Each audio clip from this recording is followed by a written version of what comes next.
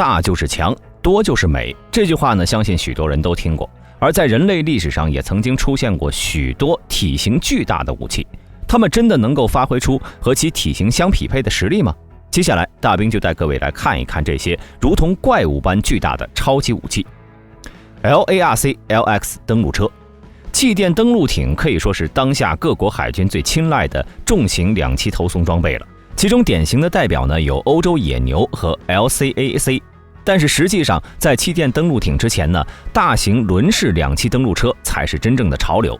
而这款有2层楼高的 LARC-LX 两栖登陆车呢，则是其中的代表作。它是美国勒图诺公司在上世纪50年代为美国海军研发的系列两栖登陆车辆。该系列共有3个型号，根据尺寸和吨位大小依次是 LARC-V 5吨级、LARC-XV 15吨级和 LARC-LX 60吨级。最大型号的登陆车全长19米，宽8米，高6米，轴距8.7米。该型登陆车最多可以搭载200名士兵或者100吨的货物，汽车在它面前就像是个儿童玩具。就连庞大的 M60 主战坦克从它身上下来的时候也显得格外小巧。要带动这么个庞然大物可不简单，因为该车的动力系统也比较复杂。它装备的是4台265马力的柴油发动机，每台发动机驱动一个驱动轮，尾部的2部水上行驶推进螺旋桨由后轮的发动机驱动。这2部推进螺旋桨的直径达到了惊人的 1.2 米。两栖步战车的推进螺旋桨在 LARC-LX 的螺旋桨面前呢，简直就像桌面小风扇一样迷你。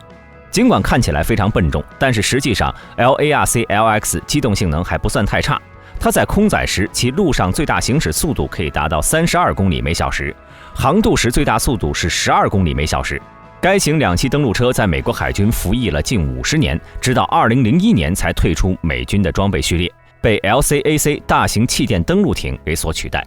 花尾鸽地效型飞行器，在上世纪80年代，冷战已经进入到白热化阶段，2个超级大国的明争暗斗层出不穷。在美国海军战力占据优势的情况下，苏联迫切需要一种新式装备来打破这种局面，于是就催生了地效飞行器这款装备。这是一款呢充满了苏联暴力美学的次世代飞行器。该产品从上世纪70年代末期开始设计，到1986年7月正式下水。它有着106米的身长，翼展40米，起飞重量近500吨，是一款典型的大型地效飞行器。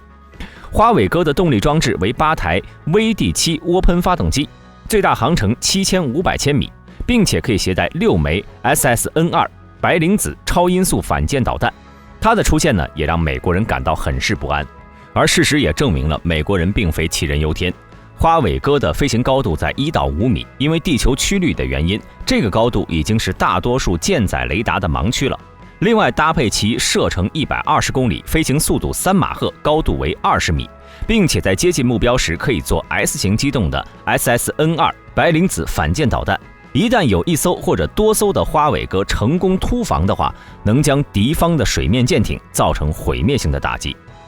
这时候或许就有老铁想问了，既然这玩意儿这么厉害，为什么没有在海军中大规模应用呢？说到底还是它的可靠性和效费比不高。要知道，地效飞行器正是因为其地面效应的特点，必须在一个稳定的高度航行，也就是3到10米左右。超过这个高度就会对发动机产生巨大压力，再加上它是在海面上飞行，因此呢，其航行环境要求也十分严格。它的前辈里海怪物就是因为恶劣天气而被巨浪给拍毁了，而它的机动性能极差，一旦被发现几乎没有闪避的可能，因此这也是它没有被大规模使用的原因。俄罗斯幽灵导弹列车 RT-23， 二战的结束呢，虽然标志着巨炮时代的终结，但是列车炮的理论却没有完全消失。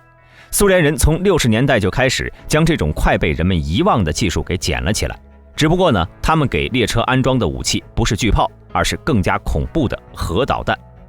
RT-23 手术刀洲际弹道导弹，它也是世界上第一款以轨道机动的方式部署的洲际导弹，是继发射井、导弹发射车之后，陆基战略导弹的另一种生存率比较高的部署方式。因其携带的武器威力巨大，这种列车也被一些人称之为死亡列车。从表面上看，它只是一款平平无奇的货运列车，但实际上它是苏联为了掩人耳目的军用铁道导弹系统。这款导弹能够携带10枚分弹头，威力能够突破300万吨 TNT 炸药当量，其射程最大能够达到1.3万公里。这款武器最让人头疼的地方呢，就在于它出色的伪装。一旦它开出基地，汇入车流，即便是当时的美国也很难对其监控。再加上在冷战时期，美国能动用的侦察卫星本来就不多，想要在幅员辽阔的苏联土地上去发现它，还真的是一件不容易的事情。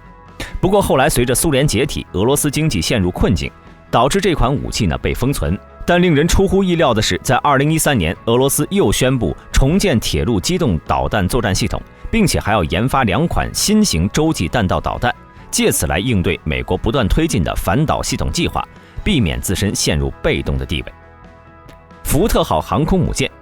它是美国海军在役的第11艘航母。该航母呢，采用了诸多高新技术，包括综合电力推进、电磁弹射技术，是21世纪美国海上的打击的中坚力量。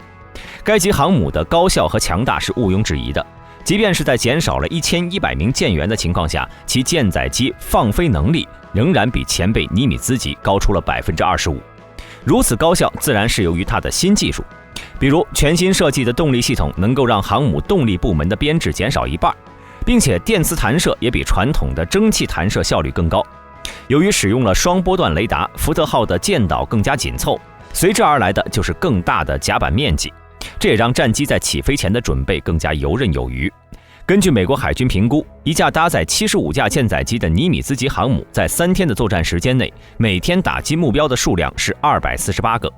而搭载同等级数量舰载机的福特级航母，其打击目标呢将会达到2000个以上。再考虑其他武器的使用，福特级航母的综合作战效能要高出尼米兹级3倍。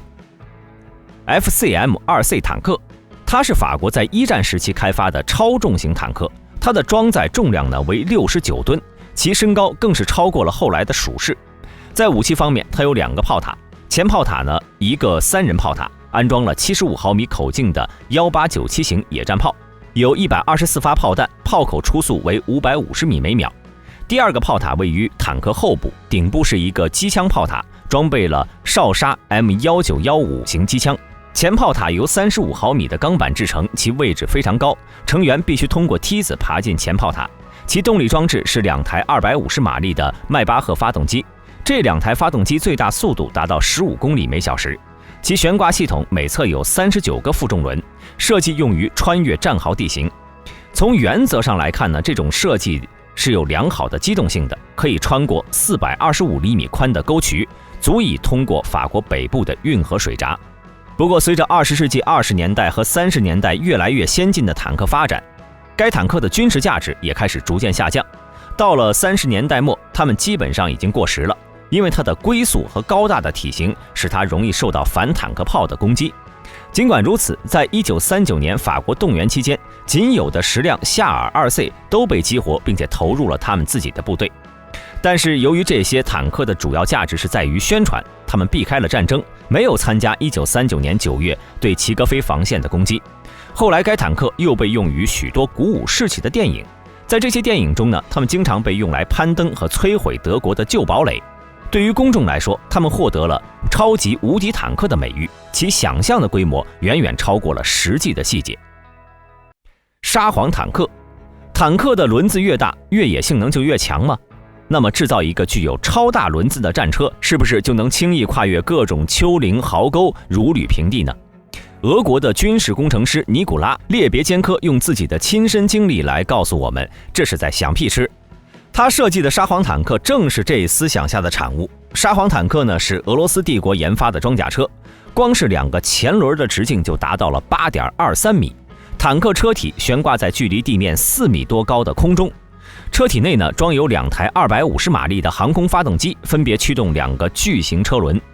车顶部和下部各装有一个可以360度旋转的炮塔，车体2侧还可以安装机关枪，在后方有2个小很多的后轮来保持平衡和转向。按照设计，沙皇坦克的最高时速为每小时17公里，它也是世界上为数不多的无履带坦克之一。在1915年沙皇坦克举行的第一次测试中，它凭借着巨大的车轮轻而易举地跨越荒原，撞倒树木，一时间风头无两。但是还没快乐多久，人们就发现它它背后那个小小的转向轮很容易被障碍物卡住，使得战车动弹不得。而军方也表示呢，沙皇坦克的巨大车轮是敌方炮火的绝好目标，这玩意儿就算真的上了战场，估计也就是2炮的事儿。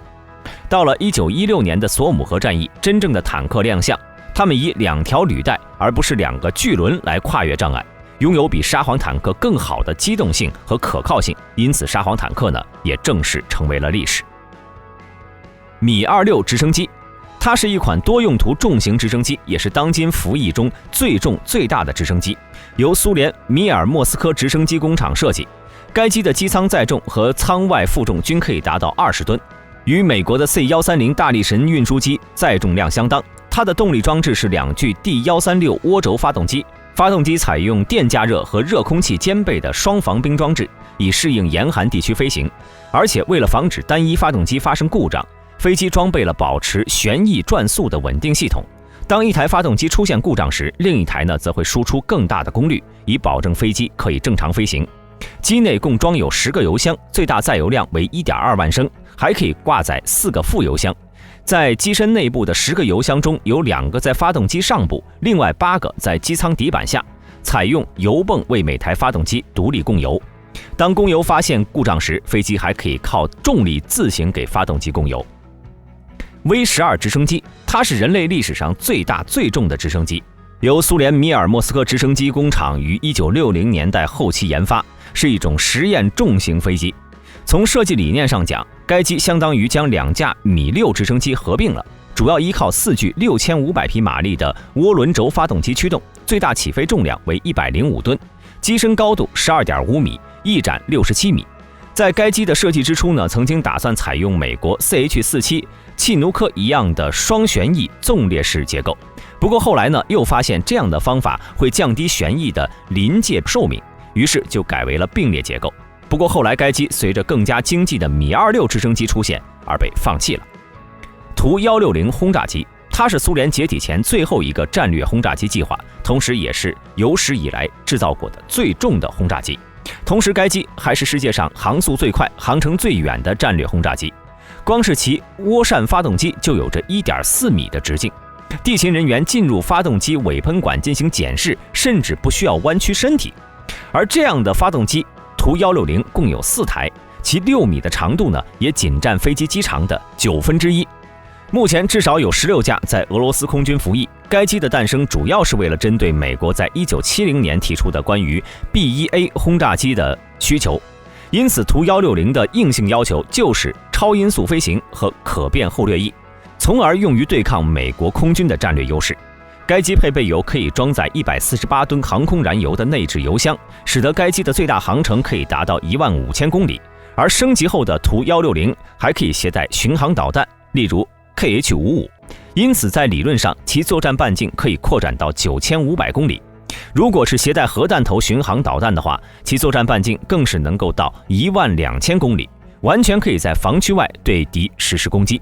因此该机呢也并不需要隐身功能，其庞大的机身下携带着数量恐怖的炸弹，尤其是像 KH-55和 X-102这种巡航导弹，图160可以携带12枚。在不打开弹舱的情况下，你永远不知道它挂载的是什么武器。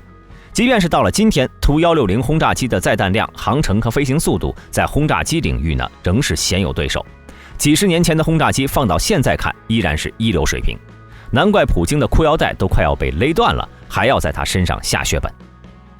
欧洲野牛级气垫登陆艇，它是乌克兰制造的当今世界上最大的气垫登陆艇，全长57米，最大宽度25.6米，高度为22米，主要用于运送战斗装备和海军登陆部队。其最大航速可以达到60节，能够在未构筑工事的岸边登陆，对滩头部队提供火力支援。同时，它还可以运送水雷布设主动雷障，在其内部设有总面积达400平方米的装载区域，最多可以搭载总重不超过150吨的3辆主战坦克，或者总重量不超过131吨的10辆装甲车。在运送登陆兵力时，一艘欧洲野牛气垫登陆艇最多可以运送500名全副武装的士兵。即便是长近5米、重量超过12吨的 M113 装甲运送车，在它面前就像玩具车一样。台风级战略核潜艇，它是苏联开发的众多大家伙中最复杂的武器。它长约175米，相当于1.5个足球场的长度，宽23米。一辆中型卡车可以在这艘潜艇的甲板上自由转弯。那么为什么苏联要把核潜艇造得这么大呢？难道他们真的是有无大不欢的情节吗？其实原因很简单，要知道核潜艇只是一个平台而已，真正发挥威力的是它搭载的潜射洲际导弹。而作为苏联开发的首款固体型潜射导弹，马克耶夫设计局可谓是倾尽了所有，最终才勉强拿出了 R39 的设计方案。为了满足苏联海军对航程、威力以及燃料型号的需求， R39 不得不被设计成了一个重达90吨的庞然大物。为了能够携带它，相应的平台自然而然也就成了一头海下巨兽。因此也可以说，该级核潜艇的设计和尺寸完全是按照这款潜射导弹而量身定做的。它的出现呢，也创造了吉尼斯体积最大的核潜艇记录。好了，本期视频到这里就结束了。各位老铁对这些武器有什么看法呢？欢迎在下方的评论区留言。对本频道感兴趣的朋友，请点击下方的订阅按钮。我们下期再见。